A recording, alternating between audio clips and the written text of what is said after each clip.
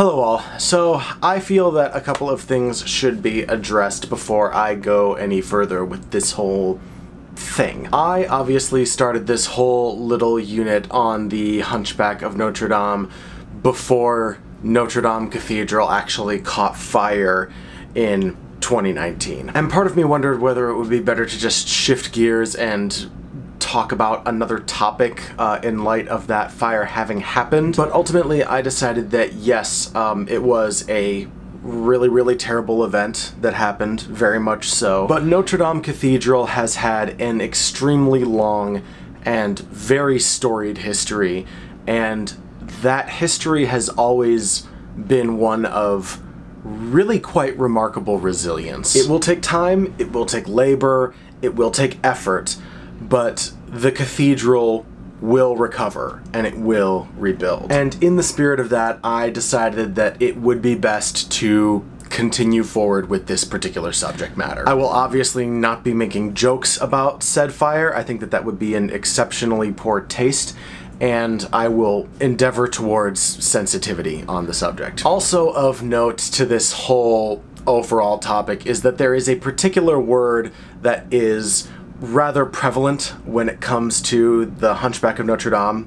This word right here, the one floating next to me. And this word right here, it is a racial slur. There are no two ways about that. It was used to refer to the Romani people, and this word, along with its derivative word here, were used to paint said people as sly, dirty, devious, underhanded, and untrustworthy. I will not be using this word myself. I will not speak it out loud, and aside from this moment right here, where I have to speak about it in a sort of academic way, it will not appear on screen in the written form in any of my videos. That said, it may occasionally appear in spoken word or sometimes sung word in some of the video clips that I have to use. I will endeavor to avoid it when I can, but in some instances it may not be avoidable. In the instances where it is not possible to avoid that word being heard, I will be censoring it with a bleep. Some people would choose not to do so. Some people would choose to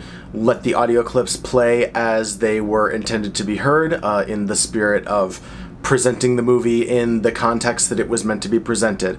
I understand those arguments. I don't necessarily think that they are invalid.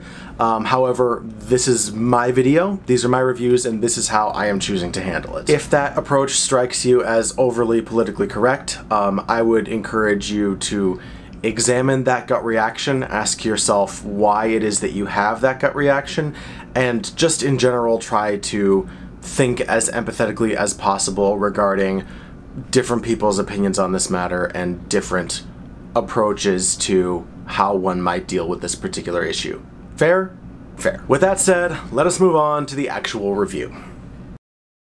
Warm greetings, Code Monkeys, and welcome back to CodedLockFilms. This one is well and truly overdue, so allow us to continue now on our little examination of the Hunchback of Notre Dame with the Disney Ripoff collection.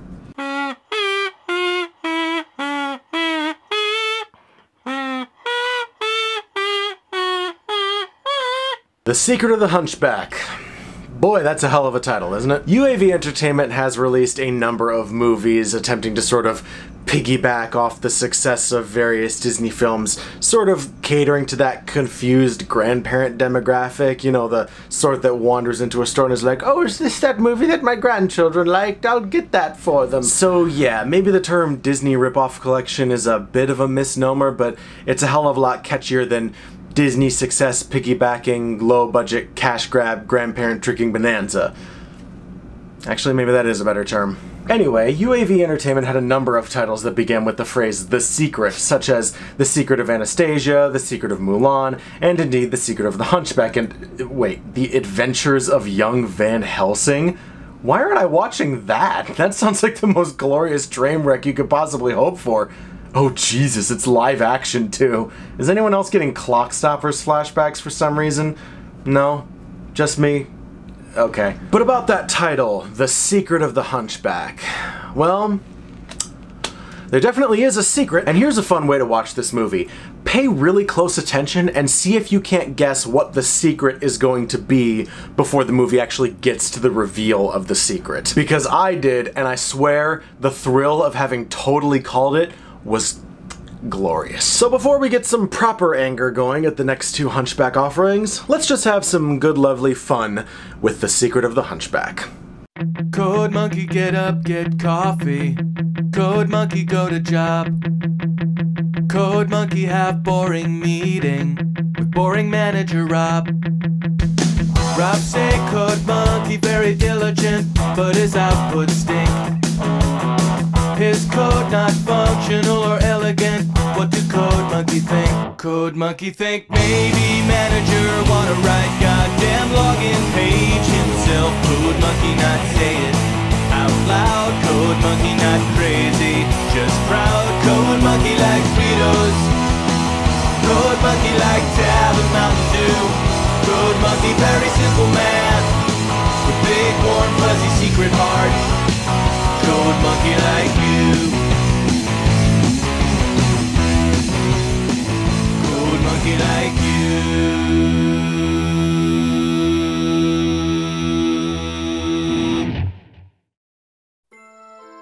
In the great city of Paris there stood a beautiful cathedral. It was called the Cathedral de Notre Dame. This is a tale of love and honor, of deception and evil, of judgment and faith. If somebody said it was a happy little tale, if somebody told you I was just your average ordinary guy not a care in the world, somebody lied. Free tip to any screenwriters who may be watching. Never ever start off your movie with a voiceover explaining what kind of movie we're about to watch. It's incredibly hokey, and it always sounds really forced. And what really gets to me about this one in particular is that the editing and framing in this intro sequence really aren't that bad. It'd be a lot more effective if you just took out the voiceover and let the imagery speak for itself. That's an issue with both UAV and Good Time Entertainment in general, really. They never trust their stories to tell themselves properly. Everything's got to be explained to absolute death. Anyhow, baby Quasimodo gets left on the doorstep of the cathedral, and these two take him in, being wise and compassionate men of God types, because these Hunchback adaptations do so love to omit the part of the original story where Frollo was the archdeacon. Which, yeah, is kind of bothersome, and I suppose now is as good a time as any to talk about it. Keeping in mind that I've never actually read the book in question, it nonetheless seems to me that attempting to absolve the church of any misdeeds by removing Frollo's identity as the archdeacon sort of misses the entire point of Frollo's character. To me, Frollo's actions are not meant to explicitly represent the church's philosophy or beliefs, or demonstrate some deeper hypocrisy on the part of the church itself. They are meant to represent what can happen to a person when they perceive themselves to be morally superior to other people. He thinks of himself as a man of God while revealing himself to be anything but through his actions and his motivations. But we can't have that character be an actual archdeacon because we can't have the church be fallible in any way, can we? The Catholic Church does not make mistakes. Please, what about the church's silent consent to the slave trade? And its platform of non-involvement during the Holocaust? All right. Mistakes were made. Anyway, the two bring in a doctor to have Quasimodo checked out. Quickly, some water. Oh, treatment in mind? But doctor, how will this poor child ever swallow those? Oh, that was close. Mother was right. I should have been a shoe salesman. But sir, what about the child? Can nothing be done? Father, miracles are your department. You know, that's actually pretty funny. There, little one. Pay no attention to that quack. Yes, that quack. I mean, no, Brother Labasse. He's just a misguided... Buffoon! Lout! Simpleton! Please, Brother Labasse. You know what? I'm actually totally on board with these two. It's kind of remarkable how often these Disney ripoff movies fail at the very basic task of making simple, straightforward, likable characters. But these two have good chemistry together, are actually entertaining, and just seem like genuinely nice people. After a bit more setup for Quasimodo, which I actually like because they're doing this fun thing where they avoid showing his face for a while, we move on to the church getting harassed by this Jafar-looking dude here. This is our Frollo, and he's the sheriff of the town, who is also somewhat confusingly referred to with the title of Lord. and he's attempting to extort money from the church by basically going all, "Hey, nice cathedral you got here, shame if something were to happen to it." Quasimodo, meanwhile, is talking to the gargoyles, which thankfully do not say a single word back to him, nor do they make romantic passes at any goats. So that's a plus. Through his imagined conversations, he is convinced to go down to the Fool's Day festival in disguise. But I've never been out of the cathedral. I'll do it. Not that it seemed to take much effort, mind you.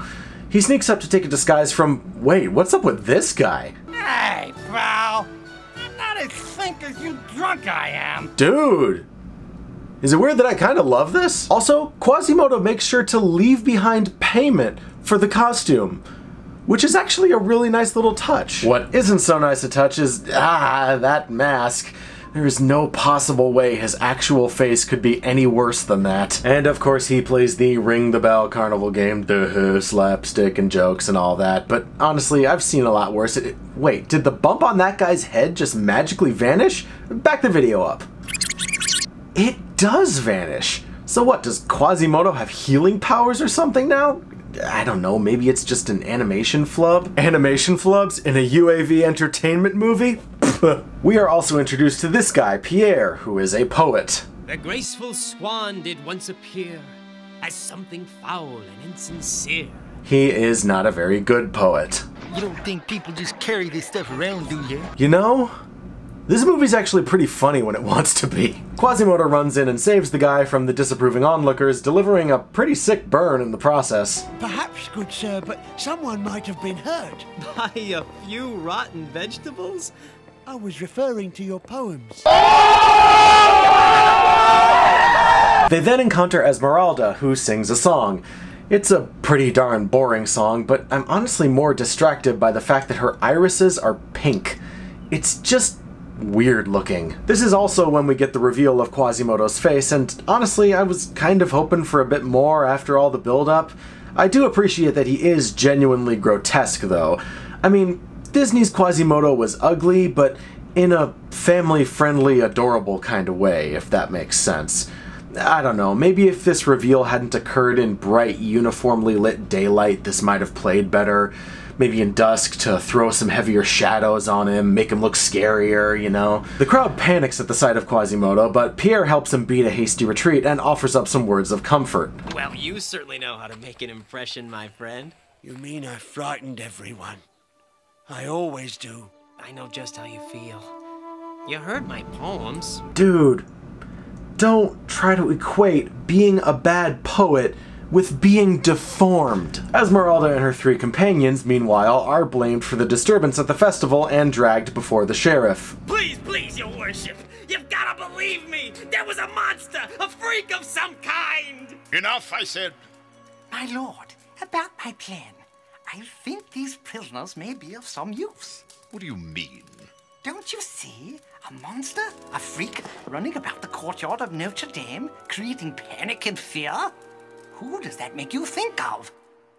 My first wife? Boo! Get off the stage, you hack! Anyway, the gist of the plan is to use these folks to capture Quasimodo and hold him hostage in order to force the Archdeacon to cough up the money that Frollo wants. Bring him to me, and I will grant you amnesty.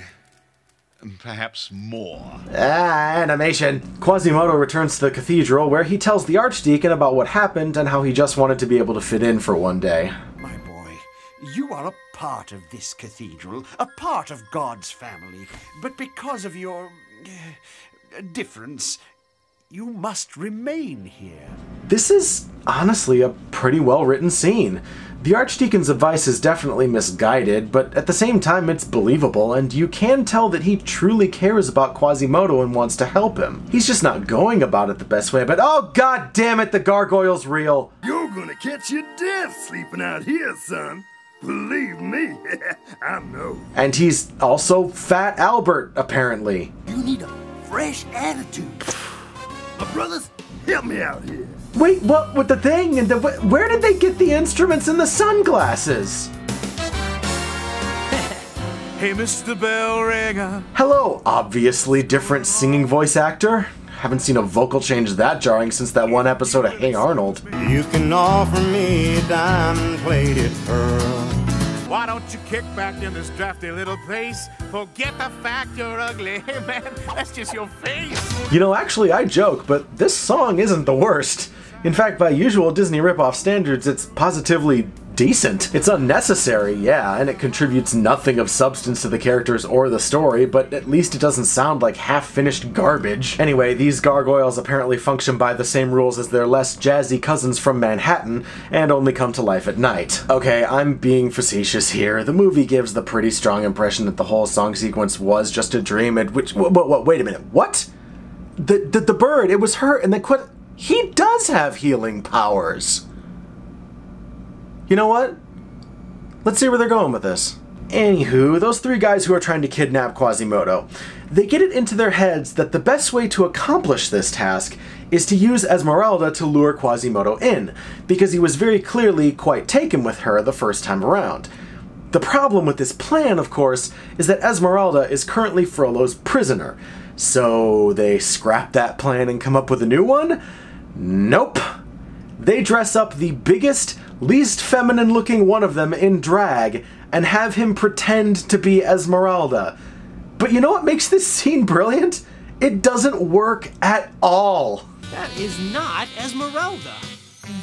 Are you sure? Maybe it's the light. Okay, so it sort of works. Maybe it's the light. Maybe it's the light. Okay, I don't know, maybe the facial deformities affect his vision or something. Whatever, not important. But seriously, I was expecting some Looney Tunes kind of thing where they lure him into a giant cage with a big sexy hairy man, but no, it's like immediately nobody's buying it and the crowd starts to leave, and the only thing that allows them to execute the plan is that they accidentally take out Quasimodo's only backup and are able to throw a net over him and hit him with chloroform. So their plan was so stupid that the fact that it didn't work allowed them to accomplish their goal anyway. Their plan failed so hard that it succeeded. I don't even know how to classify that one. So Frollo sentences Quasimodo to 15 lashings for inciting a riot and tells the Archdeacon that if he'd only open up the church's coffers, then maybe the sentence could be lightened, but well, the Archdeacon tells Frollo that the church's money isn't his to give and refuses. So Quasimodo gets whipped. Dang, dude, that's pretty hardcore. I gotta admit, I really wasn't expecting this movie to go, oh, you have got to be kidding me. The gargoyle is crying? Am I supposed to take this seriously? Guys, you had such a good moment going there, and you go and ruin it with this painfully unsubtle imagery? So Esmeralda brings water to Quasimodo, and Frollo tells the guard to seize her, so Pierre runs up, easily overpowers them despite the fact that they're twice his size, and just sort of pieces out with Esmeralda, leaving Quasimodo to his fate. Thanks a lot, buddy. Glad we all know where your priorities are. Dear Lord, they've cut him to the bone. No, it is not a bone. Not a bone? Well, if it's not a bone, then what? Oh, I see where they're going with this. Wait for it. Frollo is understandably just a touch upset that the plan didn't work out. I'm surrounded by imbeciles, idiots, brainless louts. Dunces, ignoramuses, knuckleheads, morons, numbskulls, pea-brains. I'm really a simple man with simple hopes, simple dreams. I want simply everything. Dude, it's too late in the movie to bust out a villain song. The moment for this has long passed. I only want world conquest, thus some heads I'm bound to break. And I am sorry, I like to think I'm really pretty forgiving when it comes to the music in these things, but this guy does not have the charisma necessary to pull off this kind of song. The whole idea is that he's this guy who's so entertainingly arrogant that he's totally convinced he's the good guy in this situation, but the thing about being entertainingly arrogant is that you kind of have to, you know, be entertaining. Sorry, dude. Not buying it. Oh, and speaking of songs I'm not buying, the next scene gives us a love song between Pierre and Esmeralda. And yeah, it's total filler and not even slightly credible. Not only do these two barely know each other, but on top of that, the whole song is built around the phrase, "once upon a dream." A dream? Which is one of those phrases that's just utterly impossible to take seriously. Anyway, they're all set to run away together, but then they realize, oh, yeah, Quasimodo, maybe we should help that guy. I'm serious, they're so busy making goo-goo eyes at each other that they almost forget to go back and help. And it's a good thing that they do go back, because these guys have been sent to sneak into the cathedral to kidnap the Archdeacon. Okay, time out. I'm confused here, Frollo. If resorting to pure brute force and kidnapping was always on the table, then why didn't you just, you know, do that? It seems like it would have been a lot more straightforward than all the crap you've tried already. Where will we find the Archdeacon? Don't look at me. I'm a Protestant. You know, the story may not make a lick of sense, but you can't deny that some of these jokes are extremely well timed. Unfortunately, our heroes are foiled by the Troubadourian trio via the means of a bottle of chloroform, which instantly aerosolizes upon being smashed open. Pretty sure chloroform doesn't work that way. Although granted, chloroform also doesn't work the way we see it work in most movies, because in reality it actually takes about 2 to 5 minutes to knock somebody out with chloroform by covering them. You know what? Not important. What's the meaning of this? What are you doing? Forgive us, Father, for we have sinned. I love how nonchalant he was about that. Meh. Frollo's plan now, I suppose, is to have this guy take the Archdeacon's place so that he can marry Frollo and Esmeralda. Wait, since when does Frollo want to marry Esmeralda? I mean, okay, he was attracted to her before, but why is that his goal all of a sudden? What about the money? Isn't that what you've been after this whole time? You know, the church's money? Why didn't you just have your flunky steal it while they were in the cathedral completely unopposed? And why would you only kidnap Esmeralda and the Archdeacon but leave Pierre behind? He was kind of a key witness in all of this, dude. Anyway, the Archdeacon is being held captive, just praying for help to— wait, what now? Sometimes the keys to the kingdom can open more than the gates of heaven. Okay, you know what? That made absolutely no logical sense whatsoever, but I'm not even really mad about it. That's actually a really good subversion of expectations. I'd assumed that the Archdeacon was going to be totally helpless and just used by Frollo as a valuable hostage, but he just calmly lets himself out of the cell, gives a little roguish chuckle, and goes on his merry way. I like it. And the next day at the wedding, things start to kick off. What have you done with Pierre, you fiend? He lives as long as you allow. If part of your plan was to tell Esmeralda that you had Pierre hostage, then why the hell wouldn't you actually take him hostage? You had him knocked out and totally at your mercy. Are we supposed to assume that this is nothing more than pure idiocy on the part of your henchmen? Actually, you know what? That checks out. Forget I said anything. Anyhow, surprise of surprises, Frollo's incredibly stupid plan backfires on him, and he's exposed as the corrupt madman that he is. Quasimodo flees the scene with Esmeralda in tow, and the pair are pursued to the top of the cathedral. In an actually pretty cool moment of villainous nastiness, Frollo intimidates Quasimodo by threatening him with a belt. Kind of a callback to the whipping, you know? It's a nice touch. Esmeralda and Quasimodo eventually overpower him, but— No more! You will hurt people no more! I give up. You've won. I shall repent my crimes. But you shouldn't hurt people. It's not right. Quasimodo lets him live, goes to Esmeralda's aid, and yeah, there you go. Maybe taking the bad guy at his word was not the best course of action there, Quasi.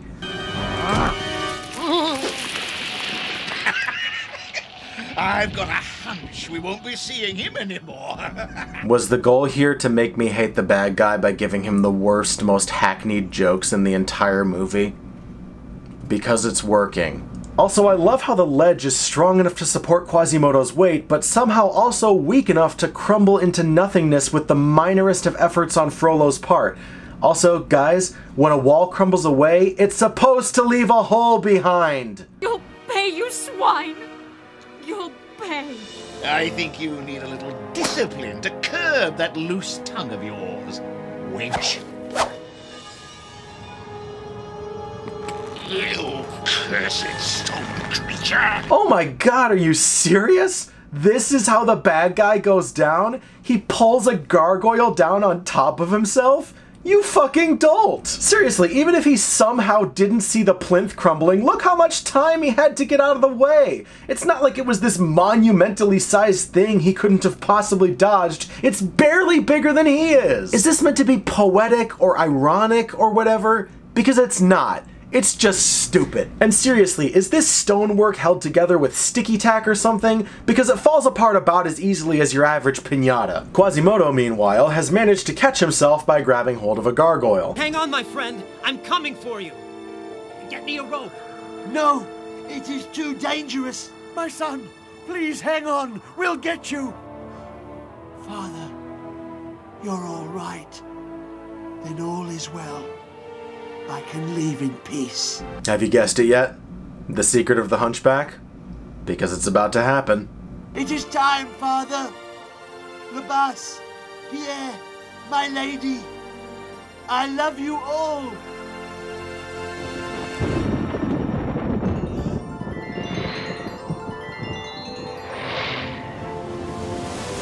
Ladies, gentlemen, and non-binary folk of all shapes, sizes, and configurations, behold the secret.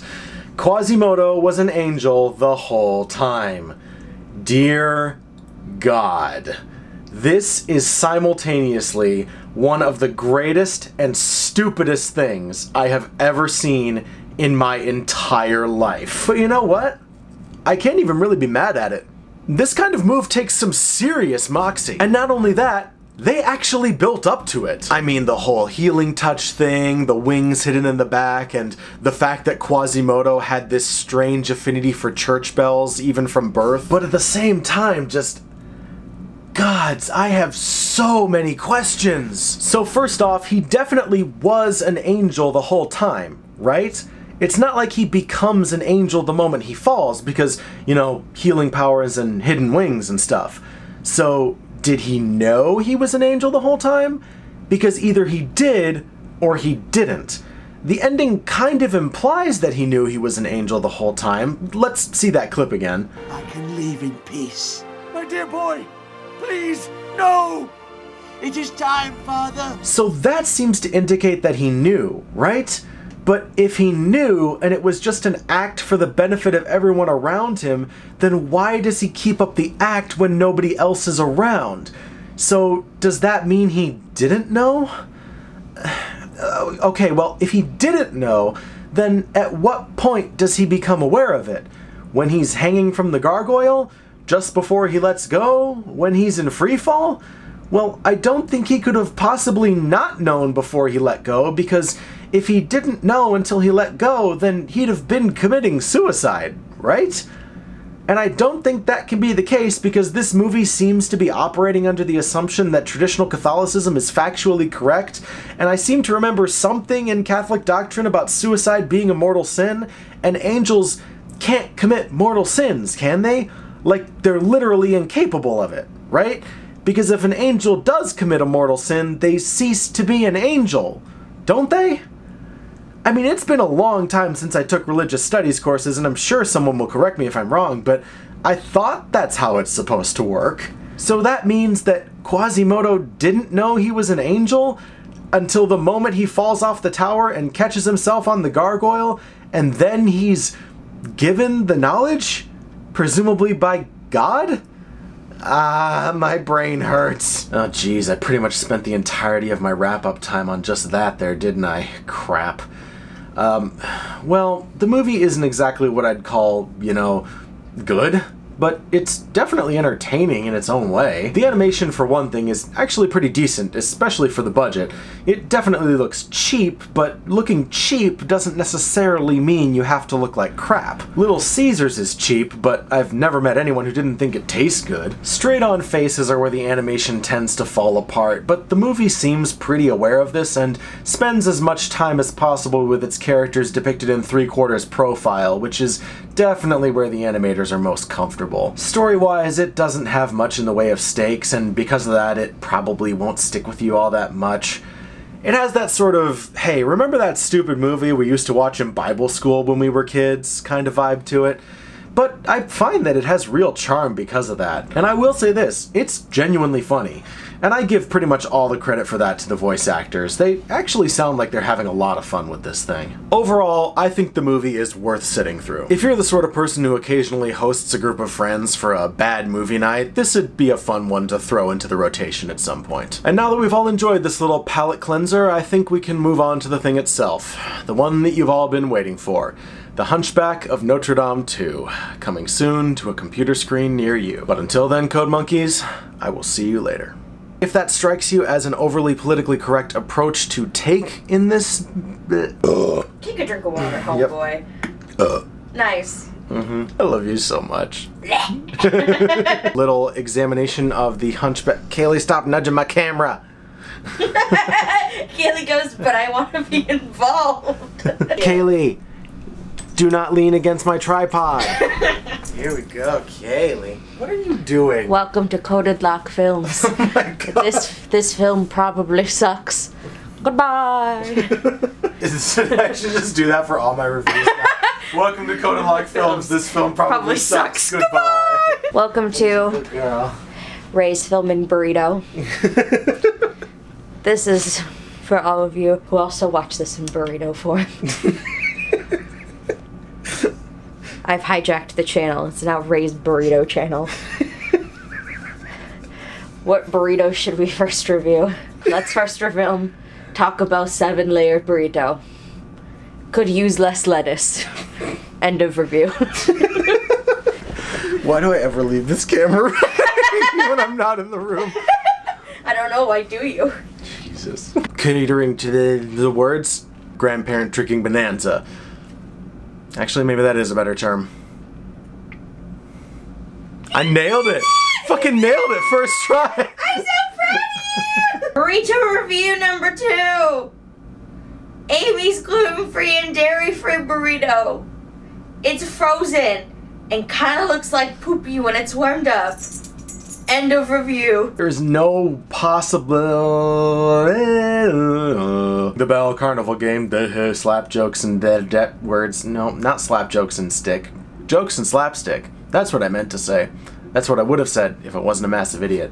You're not a massive idiot, you're just a crumb of an idiot.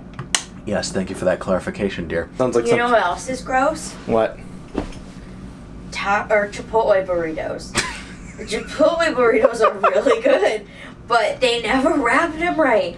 And did you know there's a thing called the no-drop challenge? What? Do you know the no-drop challenge for burritos? You know, that was weird what I did with my tongue there. It was. Is to have this guy take the Archdeacon's place so that he can marry Frodo. Frodo? He can marry Frodo.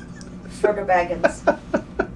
Boom, Baggins. You know, actually, I was so into Hey Arnold. I really was. I like how you started and then stopped. You're like, no, I need to get this sentiment out. I was super into Hey Arnold. I was like a massive Hey Arnold fan back in the day. I couldn't tell. I loved it so much. It was like such a big part. Hey Arnold holds up better than just about any Nickelodeon show aside from the Rugrats made at that time. Don't at me.